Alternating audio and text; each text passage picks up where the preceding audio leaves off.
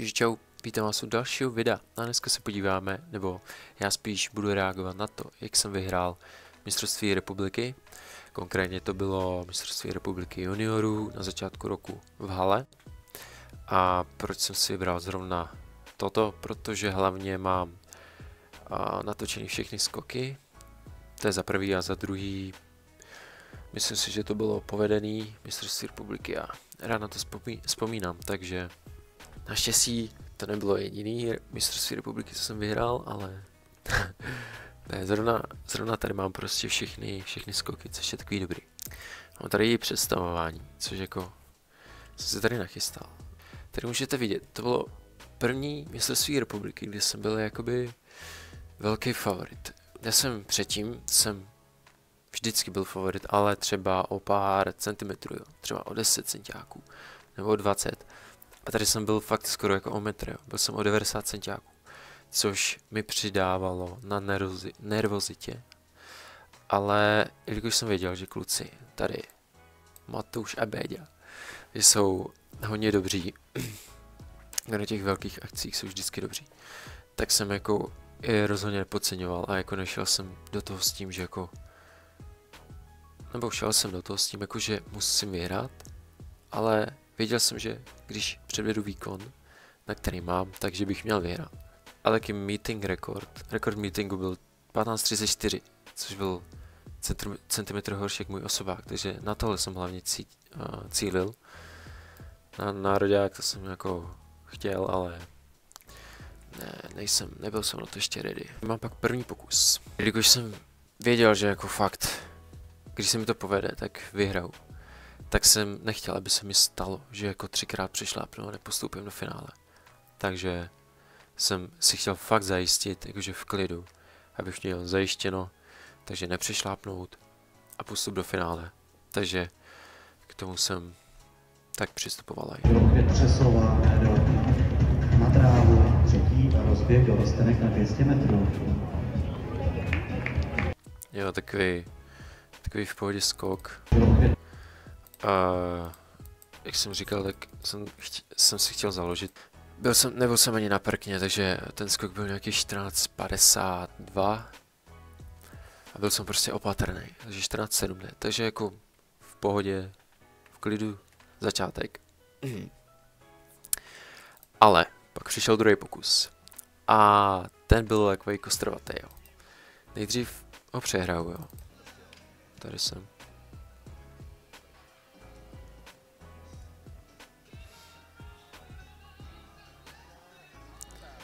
Jo, příšerný pokus a ramena mi tam šly strašně dopředu. Tady. Teďka se mi asi podlomil, tady se mi podlomila noha a ramena dopředu a z toho se prostě nedá odrazit. 14:30, úplně příšerný, já jsem si říkal, že tyhle, co to je?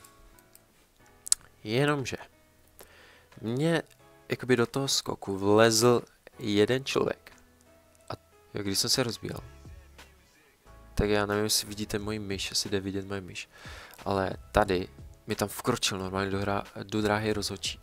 A já jsem ho jako periferně viděl jsem ho, ale on naštěstí jako brzo uhnul. Takže jakoby vnímal jsem ho, ale snažil jsem se být v klidu a nějak mě to extra asi neovlivnilo. Takže jsem prostě pokračoval. Ale potom, co jsem doskočil, tak tady rozhodčí mi řekla, že mi to muselo rozhodit ten rozhodčí a jestli jako nechci náhradní pokus. A já jakože, tak jo, tak jako jsem to bral. Přitom mě asi ani moc nerozhodil. Ale jako, měl jsem náhradní pokus. A to mi strašně pomohlo, protože vám to teď ukážu. Tady, opravný pokus.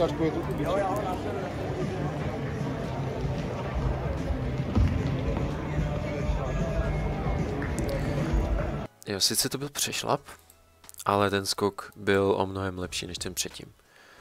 Jo, z toho předešlého skoku jsem byl úplně, jsem si říkal, ty vole, co se stalo, jo. A teďka už, jo, to vypadalo normálně.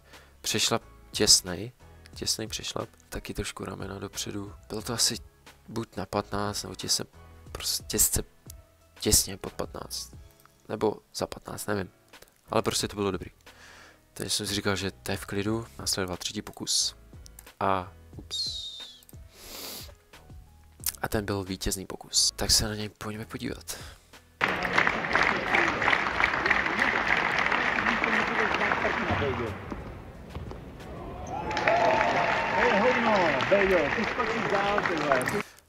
Krásný pokus.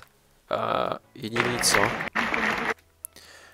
Hezky jsem to vystupňoval, tak.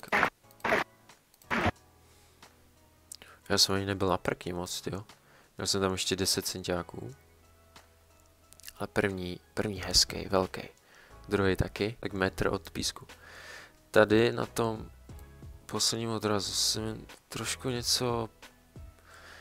Nějak jsem se tam rozhodil a poslalo mě to tělo do strany. Takže byl jsem takový, jo, tady to jde vidět, že jsem to musel vyrovnávat ty nohy, že jdou jako shaderem, že jdou do boku. Jsem musel vyrovnat, no. Ale jako dobrý. A co je vtipný, nebo ono to není moc vtipný. Tak teďka, jak jsem doskočil, tak já jsem o tom nevěděl, ale když jsem se koukal zpětně na to video, tak jeden trenér, jednoho vlastně mýho rivala, tam řekl něco a to poslouchejte, jo.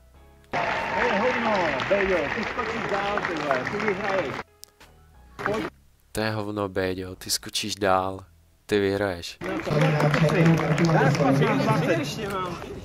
Dáš 15-20, jo. Já když jsem tohleto viděl poprvé, tak mě to strašně naštvalo, protože já tam skočím 15-26, jo. Na mě v tu chvíli, v jaký jsem byl v formě, tak jako normální výkon, jo. Nebo jako normální dobrý výkon. A týpek tam zadá, že to je hovno. Přitom ten jeho svěřenec, jakoby neskočil nikdy v životě 15. No v tom závodě skočil, jo. Ale jinak se jako neskočil. A já už jsem v tento moment měl asi 5 skoků za 15. A takhle jako mě tam disrespektnul trošku, což mě naštvalo, jo. Jako, kdyby to říkal ten závodník, jako sám pro sebe, tak to si řeknu, ale trenér takhle, ty vole, no. A jako asi ho chtěl namotivovat, což asi jako chápu, ale pro mě to není moc příjemný, no. Moje ego to trošku nezvládlo. Pak následoval další pokus, 15.09. Ten upřímně vůbec nevím, jak vypadal. Ve třetí sérii 15 metrů 26 cm a bych nám připomněl, že mu chybí už jenom kousek rekordu mistrovství České republiky, který drží od roku 1995, to znamená 30 let, Jiří Mužík, který v Jablonci na místo skočil 15.34. Metodě Holci a je čtvrtý pokus pro skoku.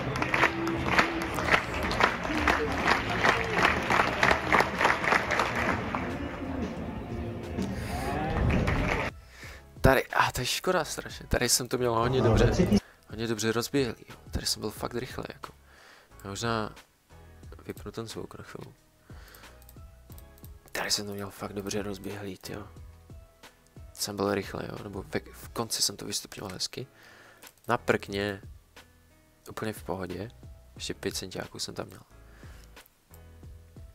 První super, krásně dlouhý, druhý taky krásný, vysoký. A poslední, nevím co, ale polomila se mi trošku nožička a byl plochý jak prase. Dopadl jsem tam takhle hnusně. Ale i tak 15.09, což jako je hezký, jo, na takový hnusný skok. A upřímně, když jsem skočil těch 15.26, tak už jsem byl jako fakt hodně v klidu. Jako myslel jsem si, že to jako bude stačit, jo. Samozřejmě vím, že se vždycky může stát cokoliv. Ale jako říkal jsem si, že to by se musel stát hodně, jako aby i takhle mě přeskočili. Což já vím, že kluci ostatní jsou dobří, ale jako bylo by to jako překvapení, no. Další pokus 15.22, tady mám nejdřív z mobilu. České republiky, který má hodnotu 15.34, tak pojďme metodě podpořit.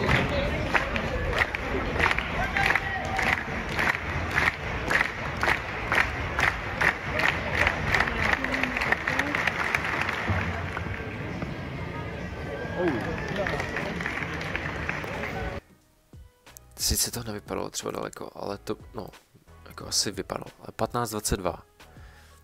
A co mě na tomhletom skoku se líbí a zároveň co mě mrzí, tak líbí se mi, jak jsem krásně nestratil rychlost, nebo jak jsem přenesl tu rychlost, jo. Bylo to rychlý a ten Ten druhý mě mrzí, ten druhý, jak se to jmenuje česky? Poskok, skok, ne. Poskok, krok. Prostě step, hop, step, jump, jo. Ten druhý byl plochý strašně. Sice byl jako rychlej, že tam měl rychlý kontakt, ale byl, tady se mi to polomilo hezky, vidíte to? Krásně polomený a byl plochý, krátký, ale rychlej. A díky tomu, že byl rychlej, tak jsem měl zase rychlost do toho posledního, což ten poslední byl jako dlouhý na druhou stranu. Ale kdyby ten druhý se mi podařilo zvednout a líp se odrazit z toho, tak to bylo hezkých 15-30 a víc, no. Takže jsem dal 15-20 s tím, že celý skok byl plochý. Pomůže, jo. Moje reakce na tohle je jako fakt žádná emoce, protože jsem věděl, že to byl plochý skok. Takže jako na to, že to bylo tak plochý, tak to bylo hezky daleko. A pak tady máme teda poslední pokus, kde samozřejmě jsem byl totálně nahecovaný. A chtěl jsem skočit daleko, že jo. A takhle to dopadlo.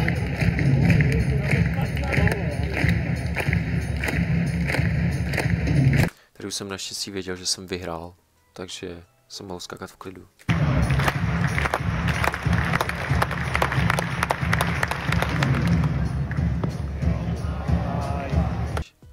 První byl ploší a kratší, si myslím.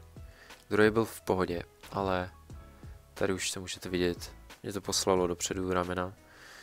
Takže samozřejmě z toho posledního jsem se nedokázal odrazit. No a tady, no vidíte, krásně. Jakmile prostě vaše ramena jsou vepředu, tak to není ani, fyzicky je to těžší se odrazit, jo, protože vám tam překáží ty ramena. Čím, no, jak to mám vysvětlit, prostě chápete, ne? Prostě se nedá odrazit z toho. No, takže to bylo 13,80 s tím, že jsem to nedodělal. No a pak už tady máme jenom vyhlašování, no. Vítězem a mistrem České republiky se stal Metoděj Holzer, TJ Znojmo, výkon 15 metrů 26 cm, trenérem pan Svatoslav Thon. Ještě jednou 3 nejlepší trojskokani: Metoděj Holzer, Bedřich Čížek, Matouš Černý. 15,26, jako je super, jo. Mrzí mě, že jsem teda nedal ten rekord meetingu, ale na to jsem ani neřekl. Na to, jak jsem se cítil, já jsem v rozcvičování, mě začalo píchat v kotníku, klasický můj kotník.